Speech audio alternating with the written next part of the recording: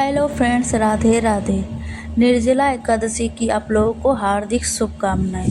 तो आज हम लोग इस वीडियो में बात करेंगे निर्जला एकादशी 2026 में कब है और निर्जला एकादशी की पूजा विधि क्या है, व्रत में आपको क्या करना है, क्या गलती नहीं करनी है। तो यही सब जानकारी आज आपको इस वीडियो में देंगे।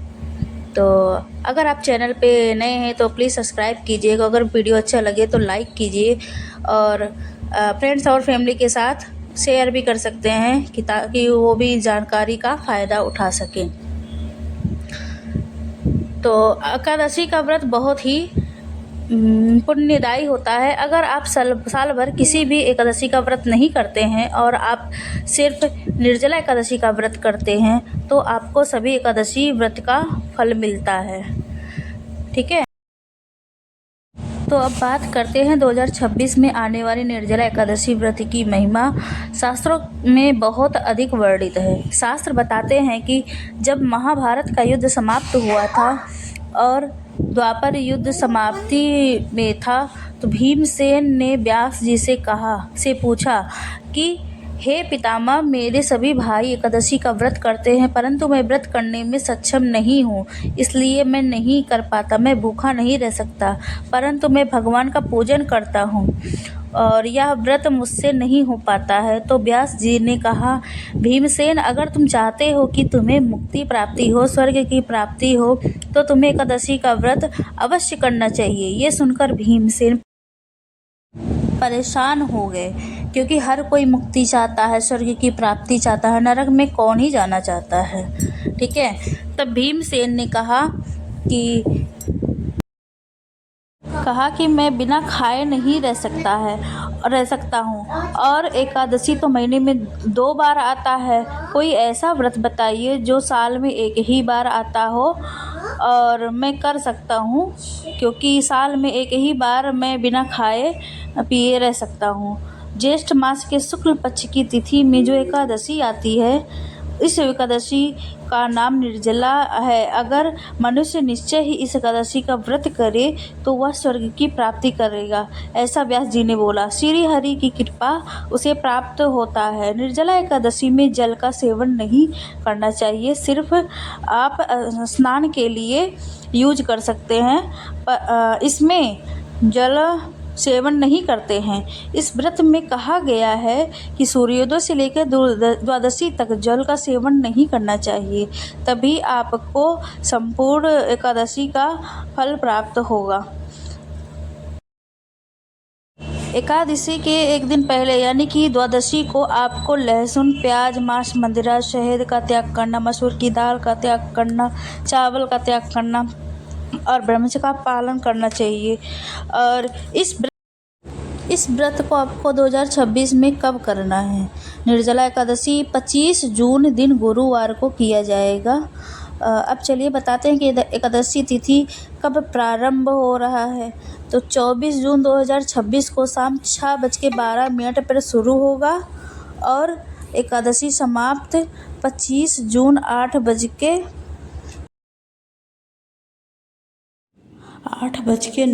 पर होगा और पारण का समय है 26 जून दिन शुक्रवार 5:25 से लेकर सुबह 8:13 तक आप लोग पारण कर सकते हैं। ठीक है, और अगर वीडियो में दी गई जानकारी आपको अच्छी लग रही हो तो प्लीज़ चैनल को सब्सक्राइब कीजिएगा और अगर कोई भी जानकारी आपको पसंद आए तो प्लीज़ लाइक कीजिएगा। आप लोग लाइक करना भूल जाते हैं। और यह साधारण सी एकादशी नहीं है।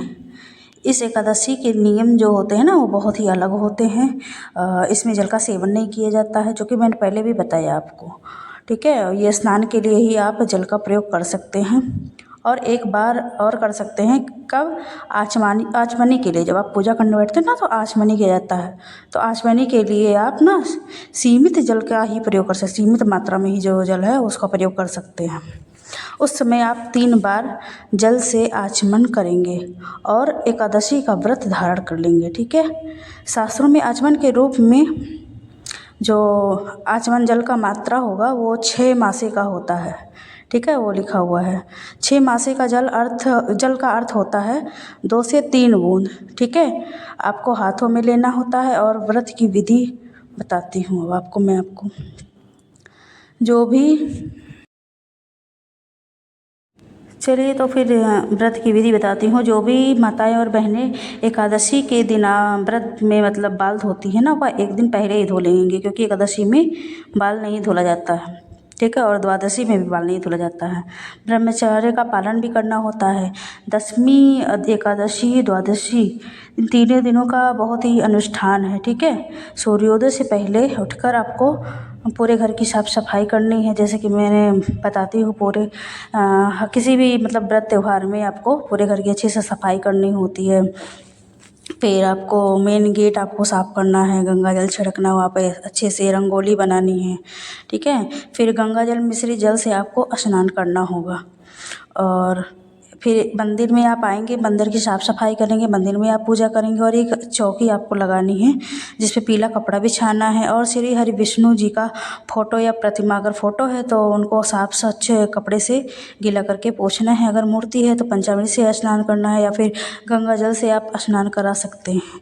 ठीक है, उसके बाद शुद्ध घी का दीप जलाना है। फूल, दीप, धूप और इत्र लगाएं। ठीक है, और फिर आपको इनको भोग लगाना है। भोग जो है उनको ठंडी चीज़ों का भोग है, जैसे मौसमी फल आप ले सकते हैं, केला हुआ, खरबूजा हुआ, तरबूजा हुआ, खीरा हुआ, इन सब चीज़ों का आप उनको भोग लगाना है।